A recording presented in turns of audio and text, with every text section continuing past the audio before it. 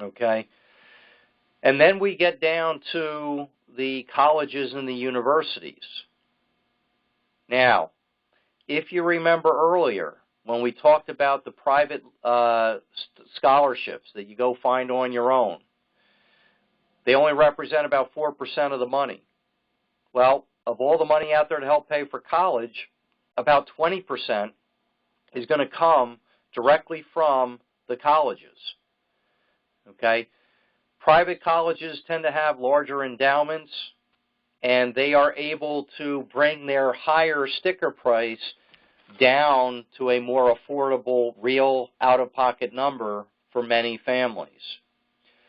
Now, this is the school's money, so they get to decide who gets it, how they're going to give it out, etc. But oftentimes, college money is given out on a first-come, first-served basis. So where do you need to be in line?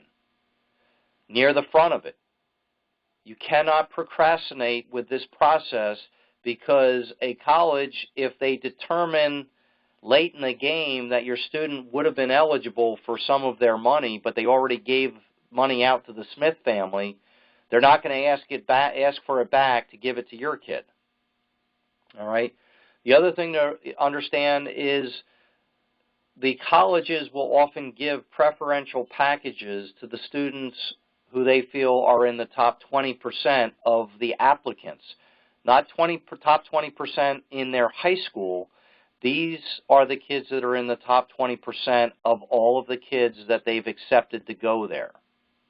Okay? Now, some of you might be wondering, well, Chuck, how do we figure out whether our kid is in the top 20% at a school? And, you know, the bottom line is there are a lot of things in life that either don't make sense or don't seem very fair. And this is another one of those examples. Okay? Oftentimes, the colleges, because there's a relatively short window of time for everything to play out from beginning to end, there's a relatively short amount of time, and oftentimes the colleges may have to look at the SAT score or the ACT score to narrow down the group of kids that they're going to give their money to.